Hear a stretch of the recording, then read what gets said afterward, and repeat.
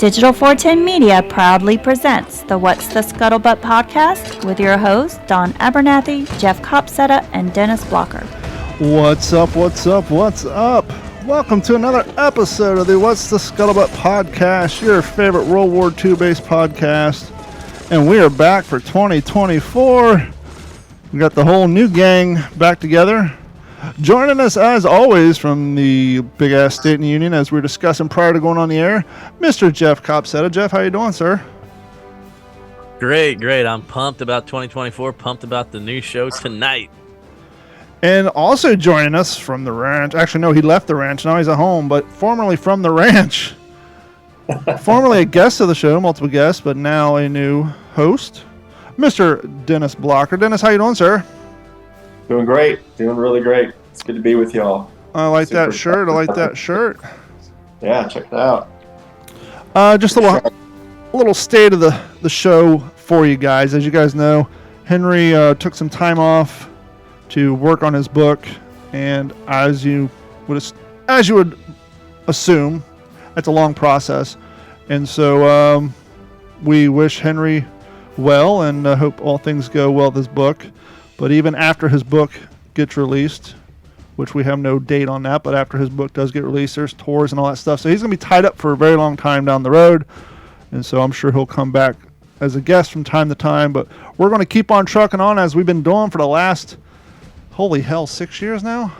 Yeah, 2018 is when the show launched.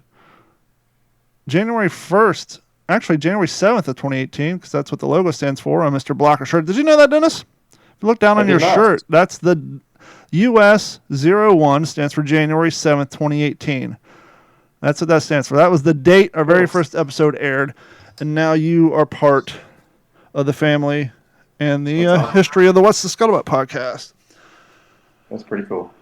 So Jeff was telling me you guys have been busy. You got a little project you're working on. Yeah, we've got several things that we've been going over the last couple of weeks in pretty intense meetings, hashing out ideas. Some of them are actually ideas we got from the war years, and we're pretty excited about it. Jeff? Well, we also got another project that Dennis is a huge part of that he just kind of invited me to help out. I was hoping, Dennis, you'd talk a little bit about our boy Arthur Allen Jr. and the potential of that project, the potential of a guest to come on the show, and the potential of just everybody. I mean, I don't know what it is. There must be something on TV, but everybody loves B-17s now all of a sudden. Yeah, something in the air. It's just weird. I don't know. Something is in the air for sure. Yeah, so that project is something that we were. I did a book with Mitch Weiss, a Pulitzer Prize winning author, and called The Heart of Hell, about my grandfather's unit, gunboat unit, specifically LCI gunboat 449 in the Pacific. And we work really well together, and I learned a lot from that process about writing, and he in turn took advantage of my research skills that I had been doing for so long. Well, we were approached by the nephew of a B-17 pilot from the 94th Bomb Group, 332nd Squadron, and he asked if we would be willing to write about his uncle. And of course, you're like, well, there's so many stories out there. What makes one rise to the top above, the literally almost unlimited numbers of stories that are out there? And so we're just, fingers crossed, hoping that there would be a story there. Well, it turns out that, the B-17 crew was, tremendous. Like, guys were writers, writing home these great letters, the compelling. Even Walter Winchell mentions this bomber crew in one of his radio broadcasts. They were a special group of guys, and we're looking forward to telling their story. And I of course reached out to Jeff with his experience with the air war, specifically Europe, and to be able to have a resource, especially somebody that, you care so much about and spend so much time with, to be able to sit around and sit around a fire, and which we've done. And it's not just like a fanciful idea, but we've actually done it. Sat around a fire and campfire outside and just pad and paper and just hashing out stuff. And it's been really great. You know, it amazes me that even after all of the work that I've done and the research that I've done, it amazes me that there are still stories to be uncovered. I don't know why it amazes me, because I know that, but there's still nuggets out there. And I was just thinking the same thing. I'm like, isn't it amazing how there's still so many stories untold? But then this voice in the back of my head is like, hey, stupid, you realize how many men served in this war across the world? Clearly, there's a lot of stories out there that are untold. But how lucky are you that in this day and age where, sadly, and it's sad, it's weird, but it's not. And I know it doesn't make any sense, but I'll make it make sense. Sadly, there's less veterans around. But as Jeff and I were talking before the show, it was only 80 years ago. And those cats were between the age of 18 and 17, so now they're going to be 97, 98, which then does make it more understandable to believe that there's not so many around. But the fact that I've often said the older I get, the younger old gets. And so when you're 16 and 17, you're thinking, wow, 67-year-old guy, that guy's old. But when you're 45, you're thinking, this stuff happened 80 years ago, 83 years ago. Most people have grandparents that are still alive that are in their 70s and 80s. And that makes you realize how not so long this was ago. And then if you want to go deeper in that, you're thinking, well, that was 80 years ago. World War I was a few years before that, which would have been in my case, my great-grandfather's era. And then if you keep going back, Civil War, Revolutionary War, and then you kind of realize how young our country truly is. Right.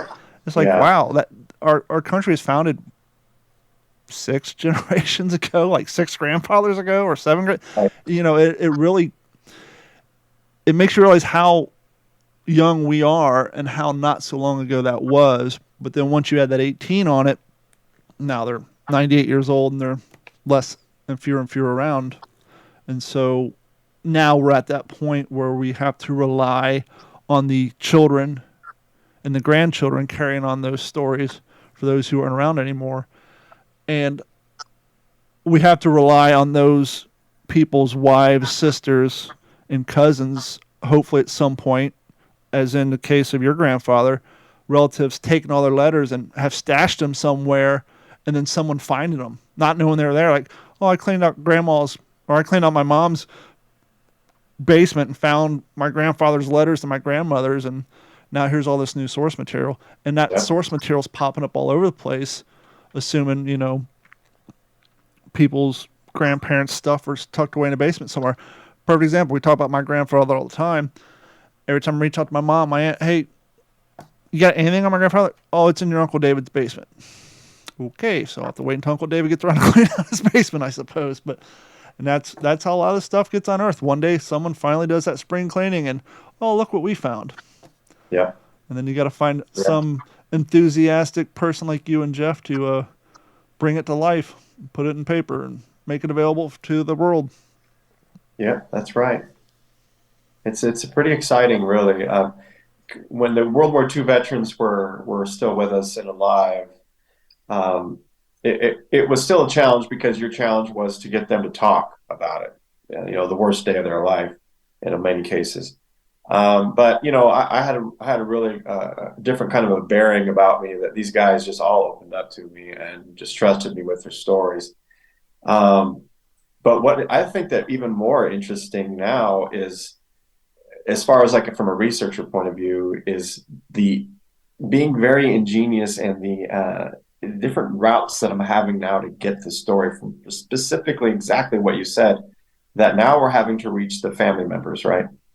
So I have to convince family members who have been bombarded by calls from India every day and calls from the spammers and all this scam that's going on all I'm the time. Amazon. Someone bought an iPhone for $900. You need to call me. Right. Exactly. Yeah, your Sprint thing is expired. If you don't respond within 24 hours, you're going to be canceled. Mm-hmm. Now here comes this guy from Texas, and I want to talk to you about your grandpa. It's like, okay. So you have to. It's intriguing because, and it's something that I love, and because I get very ingenious on how I'm going to convince them to, talk to me about it, and I've been successful at that. But that's just trial and error and learning. Specifically, if anybody out there is interested and has a story that they want to research, I mean, whitepages.com will give you people's phone numbers and it will give you their email, which really blew my mind. But and it's been successful. That's how we've got these guys from this book that we're working on now. Let me ask you a question from a research standpoint. I just had this thought. Yeah. As we get older, and as living historians and reenactors, you're kind of seeing it now. At least here in Florida, I'm seeing more young cats who are reenacting Vietnam, and what tends to happen as the grandchildren get to that age, they oftentimes want to reenact the scenarios in which their grandfathers or their fathers fought in. Obviously, you guys are researching World War II, some point maybe some Korea stuff, but all the writing home, all the communication was done handwritten letters, probably all cursive, right? Yeah. For majority of it. Yeah. Jeff, when you were overseas and Dennis, when you guys did correspondence, you guys all hand wrote your letters, correct? Yeah. All in cursive. Yes, absolutely. Jeff, no? Yeah, I know where you're going with Jeff this. was doing block letters, double spaced, Yeah. triple margins with the blue line through the middle. I write in all capitals, much to the chagrin of all of my students that they tell me that I write like I'm yelling at them. Why do you write in caps lock? There's a reason. Well, Dennis sees where I'm going. They're not teaching cursive nowadays. So 30 years from now, that doesn't even matter because who's writing a letter? Nobody. But when the next group of amateur historians, the next Dennis Blocker, the next Jeff Copsetta, the next Jared Frederick, who's going through your generation's letter, writing back from, Iraqi Freedom, Operation Desert Storm, all those conflicts, and they're cursive, they're going to have to, I got to take this home and scan this into my computer with some software that recognizes cursive writing because I can't read this in real time because I never learned cursive writing. And just, I don't know. I just don't know if that would take kind of the personalization out of the research or if it's just something they're going to be used to. Yeah, Dennis, you probably could answer that better, but I just throwing this out there. Like, I think that kind of stuff happens all the time when you come across acronyms for different things or just the vernacular of the day a lot of times needs to be translated. I don't think that's anything new for researchers to go, whoa, wait a minute. I've never come across that, the way he described that or whatever, because, there's military, just the verbiage is different.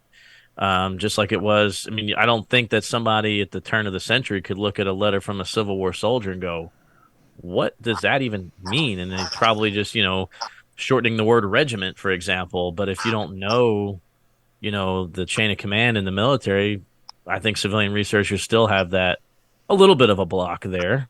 What do you think, Dennis? I get that, but I guess maybe what my point is I'm assuming, and I don't know because I've never had the privilege or the benefit, but I'm assuming that when Dennis is sitting down reading a letter that's handwritten, there's a little personal feel to it because you're reading this.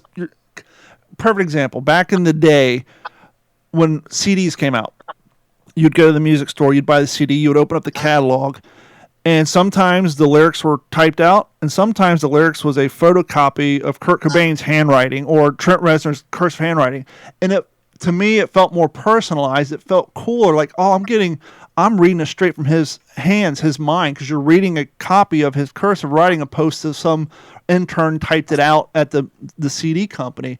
I'm just wondering, when it comes to research, do you feel more personable when you're reading someone's handwritten letter versus a transcript of said letter? And will that be lost by a generation of researchers who may not be able to read the actual personal handwritten letter until it's been transcribed into a text that they know how to read? I guess is kind of my point. There's the UDT Frogman on the LCI gunboat 449, Lee Yates. He was observer from Team 14 on my grandpa's gunboat for the EWO mission. He was killed in action. His stepdaughter, she sent me all of his wartime letters. It's about almost 200 of them, and they're all the originals. And you cannot help, as a historian, you cannot help but know that this paper traveled with him all over his journey, and it was in his hand. It was in his hand, and that pencil, that lead, left the pencil because he specifically pressed down with a pencil against that very paper I'm holding in my hand. And that transfer from his brain through the pencil to the paper, all of that mechanism is right there, and I'm holding it. And to your point, Don, that letter is very powerful to me, and I can transcribe them. My nephew, for this past Christmas, couldn't read his Christmas card because I wrote it to him in cursive, and he's 22 years old. And I think that's what you were gleaning that more earlier, is that these letters, these simple letters that I have from Lieutenant Yates, Seth would not, if he was a historian, he would not be able to read 200 letters quickly. It's going to be something where he's going to have to hire somebody, an expert, or scan into a computer, or scan them into a computer, and hope that this software is picking up on all the different intricacies of the different way that people form the letter F, or the people form an H, or everybody Z. has their own little things that you learn. And to that point, when you're reading through letters, you can read it in real time. You're, okay, this is kind of cool, but it's really not going to fit my narrative. I'm going to put it aside. Now you got to take it all home, scan it, take that time, read it before you, this is nothing. And so I'm sure it's going to make the whole procedure take 3 times longer. And what if you're a historian on a budget and you have to hire an expert, and you've got 200 letters? Well, you don't know which ones have all the good key stuff that you want. Maybe you can decipher by date. That might help you a little bit and narrow it down by, I'm looking for a time period between March. One specifically in regard to the book that I'm working on now, I'm really looking for letters that would be from March 1943 to July 1943. So, in that regard, I would be able to cut down 200 letters into maybe, 50. But then, if you're on a budget, you've got to hire an expert, right? Time's money. That's it. Another cool thing about what you were saying about having that letters in your hands, it's one thing to think this paper was there, this paper's now in my hands. But if you're a history nerd like we are, a military history nerd, not only did he write that, not only did he press that, but he put it in an envelope, handed it to the guy who's collecting the mail, and then it got put on a ship or a plane. And just the fact that not only did he write that, but just the logistical machine that it took to get from point A to point B, and all that happened during that history that you love so much. Wow, this thing possibly flew on this particular plane, or maybe this traveled here via a Liberty ship and then got processed here and then went there, and the whole mechanism of it, if you're truly into it, that's that in and of itself. How many goofy little things do we, I got a postcard that somebody got that, or I got a poster that hung in somebody's drugstore and then put in an envelope that I bought off of eBay 10 years versus this actually got sent to so-and-so and it went through the whole system. I mean, if I'm that happy to have a poster from somebody I didn't know that hung in a drugstore, how cool is it to have those letters that actually went through that whole mechanism? So just depending on who you are and what you're into, the value just changes. Yeah, that's such a good, that is so cool. And you could even write a short story about that. You could write a short story about, a really interesting short story about the journey of a piece of mail. You could say, okay, who was responsible? The perspective of the letter. What was the chain of command? I mean, we've all seen movies about the airborne. We've all seen movies about 1st Infantry. We've all seen movies about the Navy and Air Corps. Don't see a whole lot of, I haven't seen too many documentaries on the mail carriers, the people who got the letters home, who was responsible for making sure V-mail got sent and the microfilm, the whole thing. That may turn in itself into a cool book or cool documentary. There's a group of people that were valuable to the war effort who maybe never shot around, but they got that. You guys know nothing affects morale more than a letter from home or knowing that your letter got home, and how important those guys who made sure that happened all the way across. I'd skip a meal to get a letter. Every time. I'd skip a meal to get a letter from home when I was over there. Absolutely. But I think what you're talking about is nothing new. I mean, there's always had to be some type of translation or an expert brought in that, who could read Latin. I think about the Rosetta Stone. I don't think that that's anything that historians haven't already had that challenge for thousands of years since we've kept written record, right? I mean, since the Phoenicians, there's been dialects and translations and improper translations. Yeah, right. Cursive is just going to enter into that realm. You make a great point. It shouldn't. It's not like it's a whole separate language that's never been spoken again, but I don't think it's anything new, for historians to deal with a barrier of some sort. I think about the Bible, how many times the Bible is translated. But it's just, I agree, but it's just so annoying that it's an obstacle that we put on future historians. It doesn't have to be there. But to that point, let me ask you, a lot of those languages took hundreds, if not thousands of years to die out. Cursive died out in what, 8.5? I mean, it's a pretty quick deletion on that key. I mean, Sanskrit, Latin, some of that stuff, 500, 600, 700 years. Don, cursive. Nice. This is these are the letters from there's hundreds here, or at least a couple hundred. Just randomly picking one up. And you're located where in Texas are you? You're like in the middle of the state, right? You're near Jeff? I'm in San Antonio. Okay, perfect. So you're nowhere near the coast, and you got to worry about hurricanes and flooding and losing all that stuff. That's what I'm worried about. It's like, okay, you're in the middle of a landlocked state. It's safe. Right, exactly. Because, I mean, I live in a town where, my father lost everything he owns. Sad story. I kicked myself in the ass. I should have stole it when I had the chance. Never did, because I respect my father. But in high school, you know how every once in a while you go looking through your parents' crap? I saw in my dad's jewelry box back in high school, he had his father's Navy dog tags, the round ones, just like our Marine Corps said Donald Preston Abernathy on it, which is my name. I would be a third, except for my dad didn't have the same name. He had that thing, and then after Hurricane Ian came and flooded and put 4 feet of water in his house, he found the jewelry box. Dog tag was gone. If I would have stole that damn thing back in 1997 when I found it, or in 2005 when I reaffirmed it was what I thought it was, it would be safe here. But because he had it in a flood zone, got wasted away in Hurricane Ian, history lost, along with his guitars, all his he had road pianos because he plays in a band, all mixing boards, everything lost. And so nowadays when I think of historical stuff, I'm like, when you show me that box, I'm like, God, I hope you don't live on the coast. No, I don't. I live, and another thing too is I am mindful of even water leaks. Like things aren't never on the floor; they're in totes that are covered. I just super scared about. Crazy as it sounds. Not during Ian. Well, Ian, everything's already consolidated in this room, but during Irma, a few years before that, when they were talking about potential flood, my dad and my stepmom were here.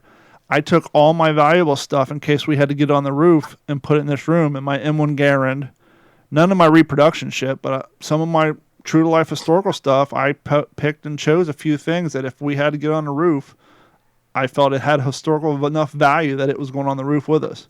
I had it all here consolidated in one little spot because we've been through 5 hurricanes now, but that's one of the things that some people don't put into consideration. Go ahead, Jeff. I just have a thought. Mm-hmm. Send all my stuff to you guys. You got room. Throwing that out there. Well, sadly, I had to go back to Ohio because a friend of mine I went to high school with passed away at 42. And it was right after the hurricane, and I was back here talking to somebody, and someone mentioned, it's like, well, I've lived in Ohio my whole life, never had a tornado. What are you living in Florida for? And I just said, hey, man, there's a cost of living in a free state. I just left it at that because I remember seeing all the news stories about Ohio during the pandemic and how everything was. I was like, there's a price of living in a free state, and I just left it at that. So real quick, because I know people are wanting to know, Masters of the Air. We know Jeff hasn't seen it. Dennis, have you seen any of it? I have. I saw the 2 episodes. I have not. And here's why. I've mentioned this in the past, not with Masters of the Air, but just I personally, I don't have Apple. I can get it again. I'll just do what I always do, just get the trial, binge watch things, and then get rid of it. But I kind of made the conscious decision, especially after seeing everything being inundated with Masters of the Air stuff. I'm going to let it die down a little bit and pass, because I mentioned this before. If you don't buy into all the hype and get caught up in all the hype, you're less likely to be let down. And since I haven't seen any, I'm not saying I will be let down, but I figure if I just kind of let it die down, get rid of my anticipation, and then I can go into it with a calm heartbeat and clear mind and just enjoy it for what it is, and not saying, oh, here's the new one, let's go. I've been waiting 5 years for this, waiting 10 years for this. We've been talking about on the podcast every other episode for last year and a half, and then possibly be let down by it. So I'm just going to kind of chill out, let everybody do their thing, and go watch it with a steady heartbeat and a clear mind, and maybe binge watch all of them once they're out and available.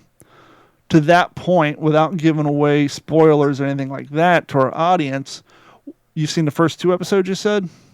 Yeah. What is your initial giveaway on what you've seen so far? It's really good. Yeah, it's really good. And I think that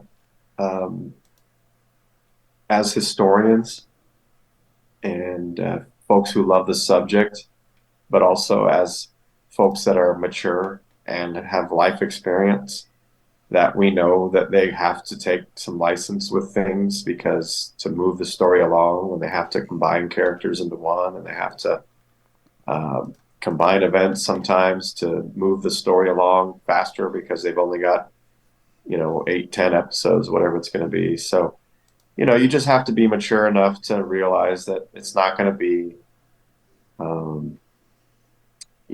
exactly accurate, this and that, but I really enjoyed watching it. And there's some shots in there that just from cinematography point of view, there's some scenes in there that will live with me like my whole life, that were just absolutely beautiful. Since you've seen it, I've gone through this review and I've edited out anything that would be considered spoiler alerts. I don't know if this gentleman got early access to the entire series, or if he's just basing this review off the 2 episodes he's seen.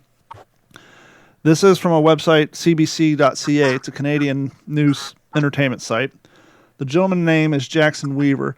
I'm just going to read this modified version of his review and let me know if you think he's way off base. He's kind of got some points, and just as our resident person who's seen those 2 episodes where Jeff and I haven't, I just want to throw this out there and let me know where you think. It's kind of long, but it's kind of I did edit it down. So this is by Jackson Weaver, CBC News. Band of Brothers, the HBO war miniseries about the American paratroopers produced by Steven Spielberg and Tom Hanks, began with a short narrative hammer to the skull. Quote, "We came from a small town, small town," says a combat veteran immediately off the top of the first episode. All 3 fellows in that town were deemed unfit for duty, committed suicide because they couldn't go. 9 years later, the next entry, the United States Marine entered the Pacific, only took a few extra seconds to get the similar point. Quote, "We had no idea what we're in for at all of this," a retired Marine said, over images of ships burning in Pearl Harbor and FDR's, quote, "a day that'll live in infamy" speech. The main thing was we were all alive. But Masters of the Air, the producing partner's 3rd and latest installment, takes a significantly different route. Rather than launching with footage of soldiers, battles, or history, the series starts off with 2 guys, Buck and Bucky, leaning on an elbow at the bar, riffing over the similarities between their nicknames. Now, to be fair, framing Masters of the Air as flippant with its subject matter, through a young Air Force struggling through some of the darkest days of World War II, would be disingenuous. The opening scene purpose is to starkly contrast between the pilot's experience on the ground with their screaming descents through machine gun fired and sub-zero temperatures more than 6,000 meters to the air. As a scene showing just that pops up moments later, any impartial watcher would say Masters of the Air treats its source material with respect. Based on the book of the same name by Donald L. Miller, the series obviously committed to truthfully telling the story of its fighters, such as the 100th Bomb Group members. Like the book, the show pairs personal stories with terrifying realities of air combat never seen before or since. It's more than understandable that the series, filmed now, nearly a century after its subject took place, no longer includes first-hand testimonies as its predecessors did. But without them, Masters of the Air takes a completely tonal shift. Where Band of Brothers commentary and the Pacific's tactical maps and missions outlines bookend each episode, help track a certain sense of similarity and awe, Masters of the Air has given over completely to just another story using historical context for entertainment. There's nothing necessarily wrong with that, but it's a significant downgrade and especially disappointing if your standards were set so high by the last 2 miniseries. Watching Band of Brothers Easy Company slowly build a fighting force and to get to Europe, then to see it picked apart as real members recollect what it was like to be there, it was almost like a service journalism. It was an eye-opening peek into history you could play in history class. Masters of the Air's less impressive story, for the most part, made a disjointed antidote from the book, patched together without a unifying theme. Feels like something you would watch while making dinner. It's a shame for the fact that it's a compelling story to be told, It's a shame for the fact that it's a compelling story to be told. Committed but overzealous commanders were arguably forced by circumstances to sacrifice airmen in order to provide Air Force could prove that the Air Force could and must be used to win the war. There was also a refusal of the planners to accept the necessity for fighter planes alongside heavy bombers and the threat of the Army Air Force being absorbed and disappeared into the untested techniques that didn't show results. Some of this is scattered throughout Masters of the Air, but without a clear focus of one or the other series. Instead, Butler Cleaver's delivers wooden lines which still hold on to the accent that seemingly seeped into his pores from his 2022 portrayal of Elvis. Meanwhile, he bounces between impressive but samey sky battles and the real-life accounts of a hand melted into guns and a husky named Meatball, which was kidnapped from Iceland. It's a faithfully told, but feels more like shallow characters on a narrative rail more guiding us to a clip shown of archival footage rather than building a central message. Part of this is due to the performances, which are nothing to write home about aside from perhaps the miniseries mainstay Anthony Boyle as Lieutenant Harry Crosby.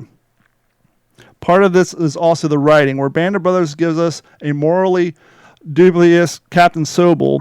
Seemingly every character in Master of the Air's initial episode is a one-dimensional delivered system for simple, unchallenged act of heroism. Even in the initial conflict felt by the airmen commanders to drop thousands of bombs over overpopulated cities, which Miller painstakingly documents, is, if anything, an afterthought here. But even with all that, Masters of Air doesn't fall below much, or even most, entertainment built around the Second World War. It seems like it was made for history buffs of the era, the kind of thing that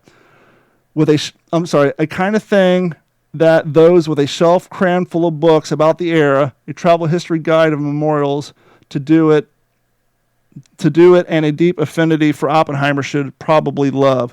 Master of the Air has all the ingredients of success. Still, there's something dead behind the eyes. If you didn't expect much, there's not much to complain about, but it's not what it could have been.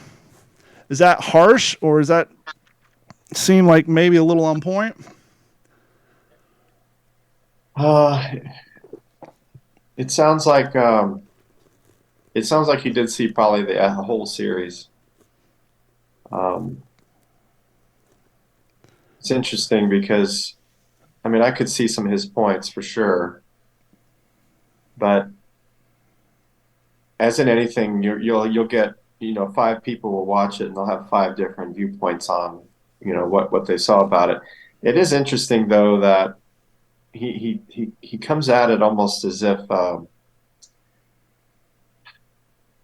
it's not the same. You can't look at Band of Brothers when that first came out at the same light as Masters of the Air, because by this point we've already seen Band of Brothers, we've already seen the Pacific, we've seen these blockbuster series, and we've become numb to the excellence and how staggering Band of Brothers was when it emerged onto the scene, because it was so different and it was something that just immersed everybody. So I think some of that is what also Masters of the Air suffers from, is that constant bombarding of Marvel movies and Star Wars movies, and just this constant always pushing more and more of this spectacle on us. And then you get something like, I mean, there's moments in the first 2 episodes. There are moments that it was very powerful for me, especially because of the book I'm writing now with Mitch. But there's a particular scene when they're on a mission that, man, I got sick to my stomach, and it was just hard hitting, and I hadn't thought of it in that way before. What was happening before my eyes, and it's gonna be sitting with me for a long time. So for him, I don't know. I don't really appreciate that. I know he's got his viewpoint. It sounds like he's a little bit jealous not to be an American. But, True. Well, to that end, and I'm sure Jeff's thinking the same thing, and we've talked about this verbatim multiple times when Henry was on the show. The Pacific, when it first came out, it got panned a lot. People making the mistake of that same comparison, trying to compare the Pacific to the Band of Brothers. And when it first came out, a lot of people dogged on it. But as time went by and people revisited it, even Henry himself went back and revisited it and looked at it for what it is and not making that comparison. The Pacific has grown in popularity, and people are starting to hold it to a higher level versus to where they did when it first came out. But kind of to his point, though, it'd be interesting. Maybe we should do this.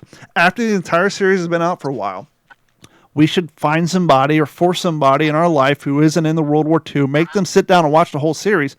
Because as he said, the 3 of us are exactly that. We're guys that have books shoved on our bookshelf, and according to him, this source material is made for guys like us. So it may be an interesting experiment to bring someone on the show for 4 months now, or 6 weeks from now, after the show was ran and been out for a while. We force somebody who's not into this topic to sit down and watch it and see maybe what their takeaway is. That's a really great idea. I love that idea. But I think we could all probably agree, and kind of like I went into this saying, I'm waiting a little bit to let the hullabaloo die down so I can watch it with fresh eyes, because I don't want to fall in this guy's trap, which is comparing it to its predecessors. Because, and he did point out, obviously, yes, we all love the fact that Band of Brothers had the veterans in it, Pacific had the veterans in it, but the veterans aren't around now, and the ones who are, a lot of them aren't sharp enough to do that interview, and so obviously you got to take that out of the fact. I was a little surprised for him to kind of dog on some of the actors. So that may just be what critics do. Critics criticize. So it'll be interesting. I kind of like the idea of maybe we find somebody to come on the show who isn't gung-ho about this stuff, and just say, hey, what did you think about this as a series and as a TV series? And go from there. Yeah. Thoughts, Jeff? Cool. Man, well, it was interesting to hear what that guy had to say, and I guess mainly because, and you guys know, I've been very cautiously optimistic about this one, and I've said that from the beginning. The hype behind it, I'm a lot like Don. It's great that my Instagram is blowing up with everybody with the new Masters of the Air everything, and the Toby mugs and all the other nonsense of stuff. That's why I shared the post I did, like, hey, I was Air Corps before Air Corps was cool, man. Like, everybody wanted to be a paratrooper. I'm still living and breathing B-17s, and I always have my whole life, and I always will. But with that said, my fear for this series is, and I know we need to stop comparing it to the other two, right? We do. Just because it's the same people that made it doesn't make it that it's a part of a trilogy. I don't think that's how they designed it, right? This is a separate deal. So I think it's unfair to compare them, but I will say this: if I stick Band of Brothers in, as soon as that music comes on, my wife's in a trance. Mm-hmm. Yep. For 20 years, when she hears that music, and same with me, it's like we're transported. Absolutely.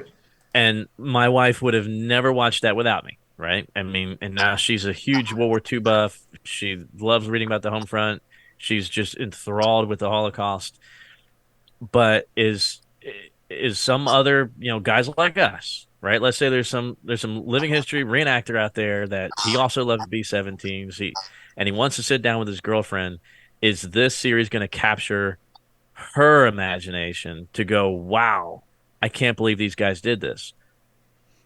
That's what I'm afraid won't happen, because, the same guys that are like us, we're always going to do what we do and keep it alive and dress up and honor these guys. But are we going to gain? Is there going to be a bandwagon of brothers?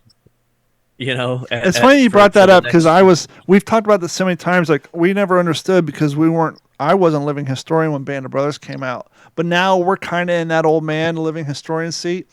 Do we kind of feel the same way about this now, because we're seeing Facebook and Instagram and everything blow up? Or are we going to stay honest to ourselves and what we used to say about when people called it Bandwagon Brothers? Say, hey, as long as this miniseries gets people interested in the subject at hand, then do your thing. Let it blow up. Absolutely. But my fear is, will it? Yeah. Will it? Because that's what I want. I want for those guys that were really, truly the first heroes in my life, the guys that flew B-17s, is it going to catch on? And for the next 20 years, are we still going to be talking about it? I mean, I will say this. For funny ha-has, I've been looking. it's really hard to buy a brown leather jacket right now. Not that I need one. I have several. But you want a reproduction A2? Forget it. Even a cheap knockoff from Yang Shui, China, where they advertise, oh, this is just like what Steve McQueen wore and the great, off the shelves, not available. So I like that, right? I want to see that. I was going to say the question will be, will Spike TV be playing Masters on the Air on Veterans Day in the future? But Spike TV won't be around in the future because TV is going to be gone. We're all going to be streaming. But for the longest time, Spike TV would play Band of Brothers back to back on Veterans Day because that became the thing. But no, I think we can all say, what's the Scuttlebutt podcast suggest to our audience? If you haven't watched a show or you're going to watch a show, go in with a clear mind, do your best not to compare it to its predecessors, and just go in watching this as an independent, standalone vehicle and let the cards lay where they are. And then ask yourself, hey, I was a little disappointed, or I thought it was great. If you were a little disappointed, ask yourself, how did you feel about the Pacific when you first time saw it? When I first saw the Pacific, I loved it because I read his book before the show came out. I read his book, and that I still remember this day. Carrie and I went to Books A Million, and we got the book version of the PBS documentary, The War. And I was reading that, and then they had the Sid Phillips excerpt of Eugene Sledge's. Every time I go to say Eugene Sledge, and I always instinctively want to say Henry Sledge. Eugene Sledge's excerpt in that book.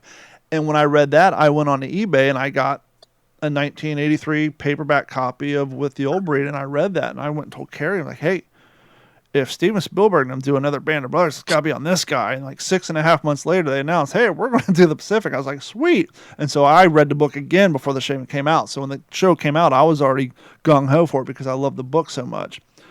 And I'm sure, Jeff, you're the same way because Air Corps is your thing. That's your thing, and you've read the source material, and so now you're waiting for the book to come out. But I mean, not the book, but you're waiting to watch the series in its entirety. But I think it'll probably do everybody a service to watch it as an independent vehicle and try not to compare it to the others. Yeah, absolutely, and I mean, the Pacific, I again probably did what I shouldn't have done. Was expecting Band of Brothers 2.0, Band of Brothers in the other part of the world, and growing up more interested in the island hopping campaigns and the just the aviation perspective of the Pacific War. I read Hugh Ambrose's The Pacific. Mm-hmm. I read that before I knew there was going to be a miniseries out, and when I had heard it came out or was coming out, I was pumped because The Pacific, the book, also covered an SBD Dauntless pilot that was at Midway. His character was eliminated for the miniseries and he was like my favorite one, right? Not to take away from the others, but he was my favorite because it was an incredible story, but it was eliminated because, and I get it, there's too much. You had four Marines and a Navy pilot. Something's got to give.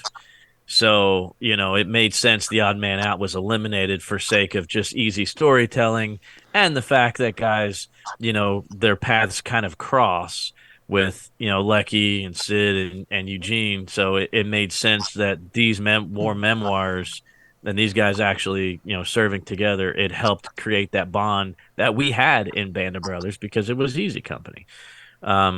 Not to mention the fact that the budget. I enjoyed the book that they used for Barcelona to tell Barcelona's story, and Don, I know you read it, and I enjoyed that. But yeah, I think I'm still going to remain cautiously optimistic. And again, as an Elvis fan, Austin Butler did so good of a job as Elvis. Well, see, that's what I thought was crazy about this guy's review, because when I read him saying that the accent from the Elvis was coming through, like 3 days ago, I saw an article talking about how he had a speech coach whose job it was to get rid of that accent. So it's like, right. Did it not work, or is this guy just looking for shit to pick at? So you never know. I saw the trailer and I heard it. Okay. So I never seen the Elvis movie, so I have no comparison to base that off of. Yeah, Switch up absolutely. gears a little bit. Still aviation, but news. Have you guys heard that they think they finally found Amelia Earhart's airplane? No. Just came out Saturday. It's on NPR. Amelia Earhart's long-lost plane possibly spotted in the Pacific by an exploration team. New clues Whoa. have emerged in what is one of the greatest mysteries of all time, the disappearance of the legendary American aviator Amelia Earhart. Deep Sea Vision, an ocean exploration company based out of South Carolina, announced Saturday that it captured compelling sonar images of what could be Earhart's aircraft at the bottom of the Pacific Ocean. Now, for those of you playing at home who's ever been on a bass boat with the new Garmin side scan technology, or you watch Ventures with Purposes, you know how detailed this stuff can get now. Let's see here. The discovery was made possible by a high-tech unmanned underwater drone and a 16-member crew which surveyed more than 5,200 square miles of the ocean floor between September and December. The team spotted the plane-shaped object between Australia and Hawaii, about 100 miles off Howland Island, which is where Earhart and her navigator Fred Noonan were supposed to have refueled but never arrived. The shape of the object and the sonar emerged closely resembled Earhart's aircraft, a Lockheed Electra, both in size and tail. Deep Sea Vision founder Tony Romeo said he was optimistic that in what they had found. Quote, all that combined, you'd be hard-pressed to convince me that this is not an airplane and not Amelia's plane, he said. The Deep Sea Vision team plans to investigate the area where the images were taken sometime later this year, Romeo added. Earhart Noonan vanished on 1937 while on a quest to circumnavigate the globe. The trip would have made Earhart the first female to pilot around the world. Nearly a century later, neither their bodies nor their airplanes have definitively been recovered, becoming one of the greatest mysteries of all time and gathering countless theories as to what may have happened. Romero, a pilot and former U.S. Air Force intelligence officer, sold his real estate company's asset in 2022 to start the ocean exploration business and in large part joined a long line of ocean detectives hoping to find the answer of Earhart's disappearance. His team has captured the sonar image a month into their expedition, but did not realize what they had discovered until last day of their trip. Quote, it was really a surreal moment, he said. The prospect of Earhart's plane lodged in the ocean floor backed up the popular theory that the aircraft ran out of fuel and sank in the water. But others had suggested that she and Noonan landed on the island and starved to death. Some believe the two crashed and were taken by Japanese forces who were expanding their presence in the region leading up to World War II. Quote, I like everything that everybody's contributed to the story. I think it's great and it adds to the legacy of Amelia Earhart, Romero said, but in the end, I think it's important that she is important is that she was a really good pilot. And so they're basically saying from other stories I've read that as far as they can tell from the imaging that this looks like it's going to be her plane, that model plane, and that there was no other model of that particular airplane in the South Pacific. So the fact that there would hypothetically be another Lockheed Electra in that area is slim to none. So if they can confirm, in fact, that this is a Lockheed Electra, because we've all heard the stories, like, there's people, POWs from World War II claim that they seen her in a Japanese concentration camp on an island before. And so we've all heard many of the theories, but it would be interesting to see if this was in fact her plane, then they can kind of figure, okay, did they have a life raft? If so, current, or if her manifest shows there was no, I'm sure if you're flying over the ocean, you're going to have a life raft in there, right? So it'd be interesting to see. Wow, that'd be one of the stories of the century. They're saying it cost him like $4 million in labor fuel to cover that area. And so, yeah, I mean, it's basically one of those passion projects, man. No expense spared. Jeff, you said you had something about what you're reading you want to get into, so let's go ahead and get into it. What you reading, fella? Yeah, well, I'm going to spare the readers on what I'm having to read. for my colonial New England class. Although, if there's any like early U.S. history buffs out there, 1600 to 1760s, Woohoo! I got some recommendations. But for our World War II audience, Dennis knew about this probably before I did, as this was a surprise from my wife for Christmas. I can't believe I hadn't heard of this before, but I mean, I haven't. I hadn't heard of this book series. I'm really excited, especially for Don to read volume 1 of. It's called "The Things Our Fathers Saw." So right now there are. It came with 9 volumes, and it's done by a history teacher, Matthew Roselle. And he started interviewing, or started even having his students interview World War II vets for a good part of his teaching career. And he has now compiled them, organized them, and each book is about a different topic. So I read volume 1 in like 10 days right after Christmas, and that one's called Voices of the Pacific Theater. Nice. So, like I said, I know, Don, you'd really be interested in that. They're quick. When did their project start? You said he had his students start doing this throughout his career. Did they start in like 1983 or 1995, 2001? When did this project start? That's a great question. I want to say it was probably more in the 90s. Okay. And he talks about being a big World War II buff, and like me, he's a teacher at his alma mater, or like he says, he's on the other side of the desk now. So he remembered that he had some teachers as a high school student in the 70s that were World War II vets that he didn't really realize or care when he was a high school student. But of course, now that he's a teacher, kind of that full circle thing. So yeah, it seems like probably around the 90s, and I think the first book was published in 2015. So the guy's been knocking them out. I mean, he's done more than one a year. So like I said, each one is kind of themed differently. Volume 1 is the Pacific, 2 and 3 is War in the Air, and then you've got Up the Bloody Boot, the War in Italy, D-Day and Beyond, the Bulge and Beyond, Across the Rhine, On to Tokyo, and then Volume 9 is Homefront, Women at War. And then as an added bonus, and of course my wife really especially appreciated this, it also came with A Train Near Magdeburg, which was a teacher's journey into the Holocaust and the reuniting of the survivors and liberators 70 years on. So this was a bonus volume. So if you order the whole set, you get 10 books. And I have to say this because he's from upstate New York, and a lot of the veterans that he interviewed were, of course, from that area. And it literally in 1943, a magazine literally said that this place in New York was considered hometown USA. It was, and when you read from these veterans' perspectives, it is the absolute quintessential little town in upstate New York in the 1930s, with kids at the Sandlot, and the trains are going by, and I mean, it is just so America, this little town in upstate New York around the falls. So the guy's absolutely brilliant because it's the veterans that tell their stories. He kind of introduces the chapter. He introduces the veteran and a little bit about the circumstance maybe.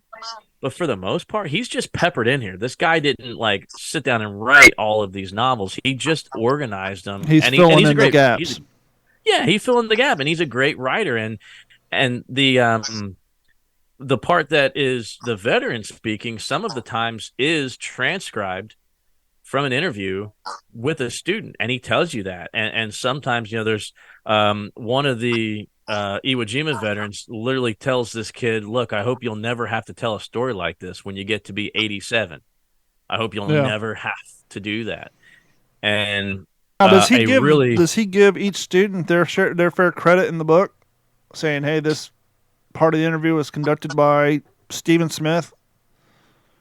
Not that I've seen in volume 1, although he does call out a specific student who finished the project that he gave her that he thought was an impossible task. And it's really interesting, and I'm so tempted. I want to read the whole thing, you guys, and I won't. It's a couple pages long, but it's the epilogue of the first book, and it's about a local veteran, Randy, who was killed on the Oklahoma during the attack at Pearl, and they never really found him to bring him home, and there was a student who comes up to Mr. Rozelle and asked to get some of her classwork a little early because she's going to Hawaii for spring break. And he says something like, my blood pressure ticks a little bit slightly because with exams pending the day before our Easter break, my 10th grade history student informs me that she's leaving for vacation. And since she'll be missing a few classes and she's heading to Hawaii and I'm not, I give her an extra task, never dreaming that she would actually pull it off. Go to Pearl Harbor. And he asks her to find Randy Holmes, to find out about him. And he goes back and finds the 1941 yearbook, finds the picture of Randy in his Navy whites, and everybody's so proud of him that he's transferring to Great Lakes Training School in Chicago, and then that he's going to report for duty on the USS Oklahoma in August of 41. What I didn't know was that the salvage efforts for the Oklahoma didn't start till I think March of 43. Wow. Well, it kind of makes sense because they needed to use all their manpower elsewhere. Absolutely. But to think about what they pulled out of that ship 18 months later, you're not going to be able to identify Don't want much. to think about it. Yeah. And then I also didn't realize that in 1947, the Oklahoma was sold and began its last journey to be cut up for scrap at a salvage yard in California. But not long into the journey, she began to take on water, and the tow lines had to be severed. The Okie slipped away into the abyss 540 miles northeast of Pearl Harbor. A former crew member summed up the feelings of many who had served aboard and those who perished on her when he wrote these lines. Good for you, Oklahoma. Go down at sea in deep water as you should under the stars. No razor blades for you. They can make them from the ships and planes that did you in. So long, Oklahoma. You were a good ship. And this student, emails Mr. Rozelle a picture of her at the memorial in, I believe it was, trying to think I think it says what year. Let's see. It's sometime after 2007 because there was not even a memorial for the Oklahoma until 2007. But she emails a picture of herself standing at a plaque pointing to Randy Holmes. That's awesome. So I thought that was really cool. And the last words of this book basically sum up why this man does this. And he says it's in the words of Susie Stevens Harvey, who lost her brother in Vietnam and advocates for all those still missing in action or prisoners of war. Quote, dying for freedom isn't the worst that could happen. Being forgotten is. And they are incredible books. I plan to reach out to the author. Yes, please. See if we can get him on the show. Yeah, I mean, it's unbelievable. And apparently when my wife made the offer, they told Tammy that expect 3 more volumes. Nice. Pretty soon. Hey, It's Dennis, incredible. what you reading? Awesome. I'm reading a lot. I'm reading this one, First and the Last. I'm reading Goebel's Diaries. What's really interesting is I had this idea the other day. I thought, well, I know that the mission, these bombing mission dates. So I thought just this idea came to me. I wonder what Mr. Goebbels had to say on those days. And the bomb group makes his diaries. Nice. They make the pages. It's pretty awesome. I'm glad I had that idea because it's definitely going in the book. Have you guys ever read Bill Goebel's diaries? Mm-mm. It's startling I need because I need to he's open up so my honest. library more to the other side. I have a few German-based books, but not enough. Don, he is so honest. It's it's like, wait a minute, this is a different guy than who is portrayed in the propaganda. It's startling how honest he is and how he sees the writing on the wall like early, and he can't believe that they're fighting the Americans, and it's really staggering. I'm reading this book about Luftwaffe. the FW-190, and this one about the Mighty Eighth at war. Let me ask you guys this, since you read a lot of these Air Corps books. In any of these books, have you ever came across any sort of documentation of where the bombs were dropped as far as like latitude and longitude? Something that you could actually take and go to Google Maps and say, let's see where this area is nowadays? Any of the books ever include anything of that nature, or have you ever looked into seeing if So I that came information's across. out there? Because that'd be kind of cool to go on Google Maps now and say, well, let's see where this area, how developed it is nowadays. So there's the Institute of Combined Arms Institute online. They have the actual English translation of the police president Hans Kehrl, Kehrl, who was our version would be the police chief of Hamburg, and it is a 400 something page Wow. document, and it talks about eyewitness accounts of Hamburg. But to your point, they have Hamburg broken up into sections, and they have a map, and they show bomb hits and areas that were destroyed. And so I imagine that you could overlay that on a map of current Hamburg, and you would probably be able to get right in there and see. But my point is that the Gauleiters and the mayors of these other places probably had the same, even down to the small little towns that were mistakenly bombed, maybe perhaps. Yeah, I would say it's out there. Before we wrap up the show, we want to get the mail call. We usually do a little earlier in the show, but mail call, very important. We want to hear from you guys. You have questions, comments, suggestions, want to add something to the show, please email us at mailcall@WTSPWWII.com. That is WTSPWWII.com. And here's Jeff with the mail call. All right. Yeah, this first one reads, "Greetings, Don, Jeff, and Henry. I've been a bad listener lately. Holiday season and family can drive a man to extremes. For example, not listening to his favorite World War II based podcast. I was driving to work at 5 a.m. in the morning last week, catching up on episodes, when what to my wandering ears did appear, but my name called out as a winner. Truly shocking. I never win anything. Holy Toledo.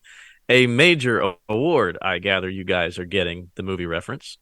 Yes, I also have Ralphie's M1 Garand shirt as well. If time did not run out and you guys crumpled up my name on paper, I understand. There's always a chance for next time. I will keep this email short, Got just close. letting you guys know. Never miss listening to an episode, even if I'm a month behind.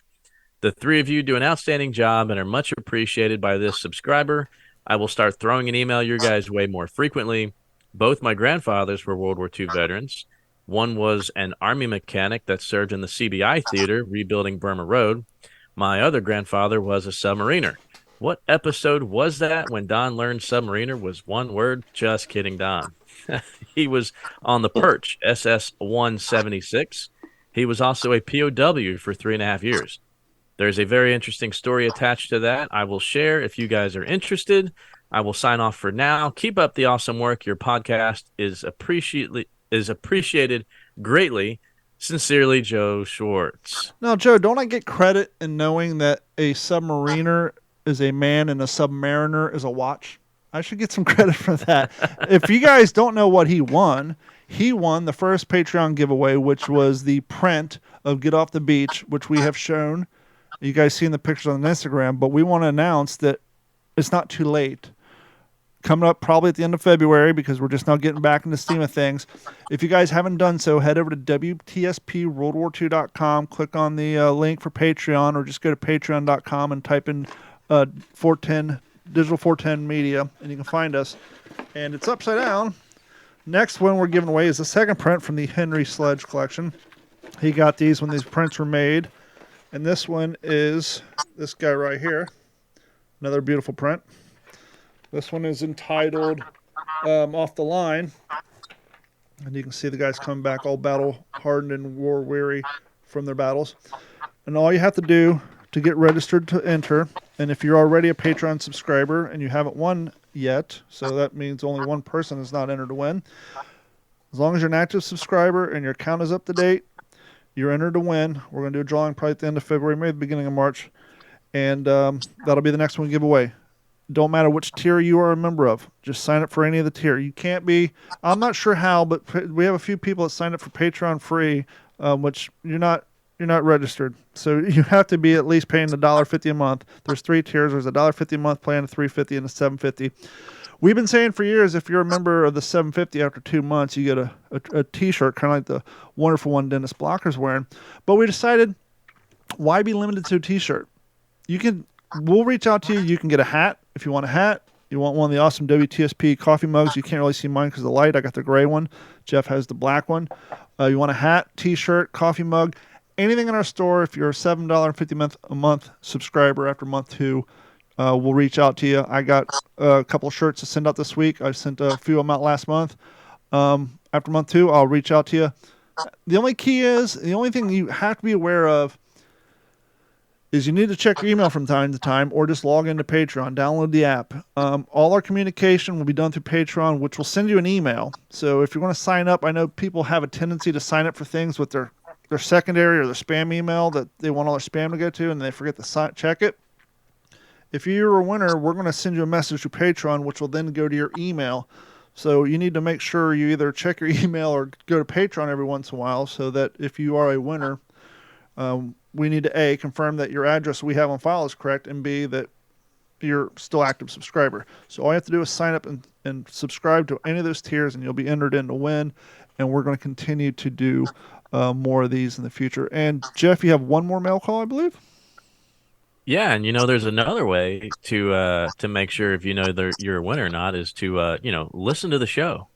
That's a novel you don't have idea. To check your email. I mean, throwing that out there. Well, you still have to check your email in order to verify that you're still alive, and we can send it to you. But yes, listen to the show, find out if you're a winner, and then check your email.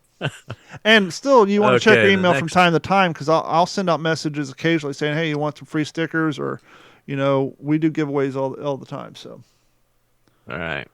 The next mail call here says, Don, Jeff, and Henry, I am Jack Talley. My wife and I are friends with Liberty Phillips through the 508th PIR reunions since 2018. We loved your podcast with her, highlighting the great work she does. Her comment for our book was, it's excellent. Now, Dennis is really going to like this part. Sue and I completed a book recently published in February of this year highlighting the 1,000 war letters exchanged between Sue's paratrooper father and her mother during the war. Wow. A rarity, Sue's father mailed back home all of his old mail. Wow. So we have the home front side too. The link to Never Give Up the Jump is here. Attached is a summary of the book. If you have any questions and would like to talk to us, please let us know. All the best, Jack and Sue Talley. That's amazing.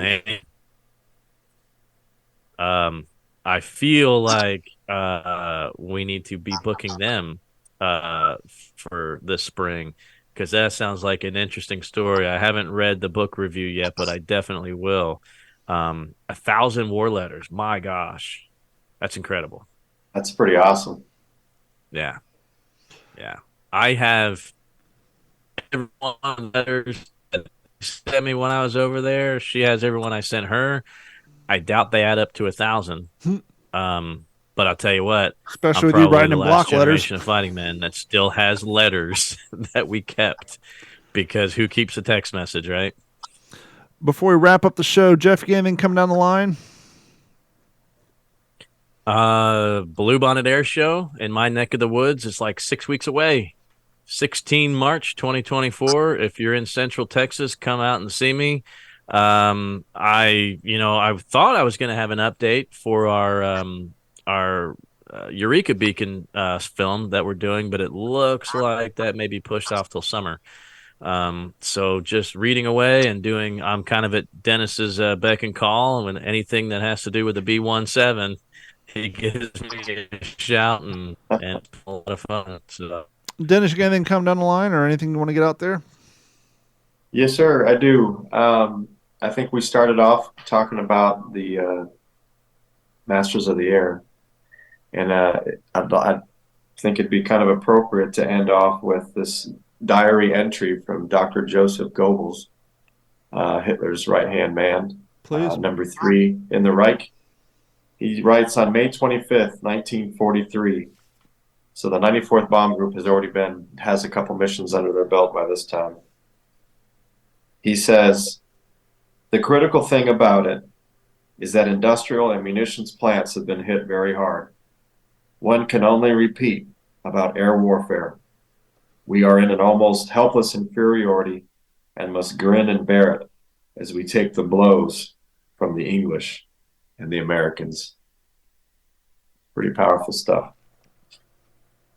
And on those words, I want to thank each and every one of you for hanging out with us for another episode, and we will talk to you all next week.